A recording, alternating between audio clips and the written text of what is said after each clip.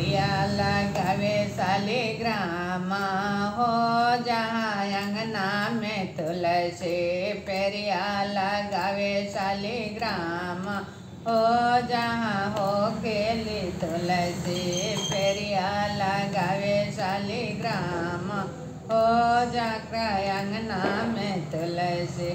अंगना में तुलसी हो अंगना में तुलसी। अंगना में तुलसी हो अंगना में तुलसी। पेरिया लगावे शालिग्राम हो जिनके अंगना में तुलसी। ओए रे आंगनवा में रिद्धि सिद्धि के डेरा।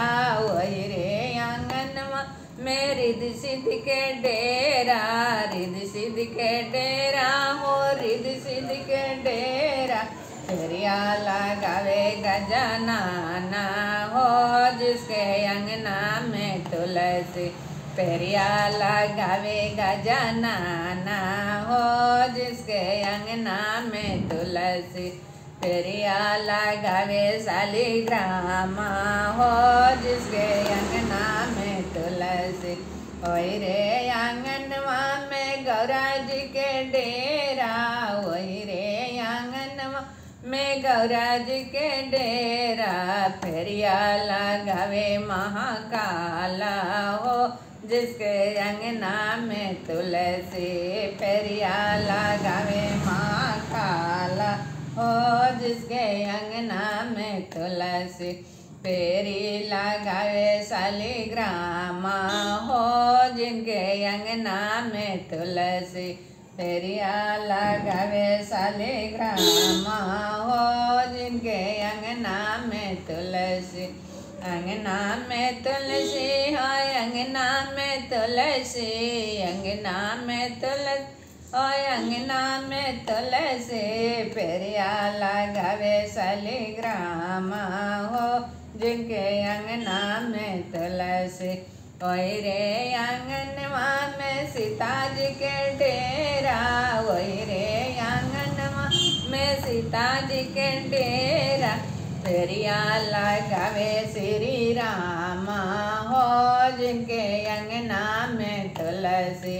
पेरिया लगावे श्री राम हो जिनके अंगना में तुलसी। पेरिया लगावे शालिग्राम हो जिनके अंगना में तुलसी। अंगना में तुलसी हो अंगना में तुलसी। अंगना में तुलसी हो अंगना में तुलसी। पेरिया लगावे शालिग्राम हो जिनके अंगना में तुलसी। ओए रे आंगनवा में राधा जी के डेरा। ओए रे आंगनवा में राधा जी के डेरा। राधा जी के डेरा हो रुक्मिणी जी के डेरा। राधा जी के डेरा हो रुक्मिणी जी के डेरा।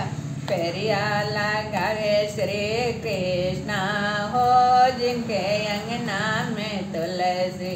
पेरिया लगावे श्री कृष्ण हो जिनके अंगना में तुलसी। अंगना में तुलसी हो अंगना में तुलसी। पेरिया लगावे शालिग्राम हो जिनके अंगना में तुलसी। ओए रे आंगनवा में लक्ष्मी जी के डेरा। ओए रे आंगनवा में लक्ष्मी जी के डेरा। पेरिया लगावे यही विष्णु हो जिनके अंगना में तुलसी। पेरिया लगावे श्री विष्णु हो जिनके अंगना में तुलसी। अंगना में तुलसी हो अंगना में तुलसी। पेरिया लगावे शालिग्राम हो जिनके अंगना में तुलसी। अंगना में तुलसी हो अंगना में तुलसी। पेरिया लगावे श्री कृष्ण हो जिनके अंगना में तुलसी।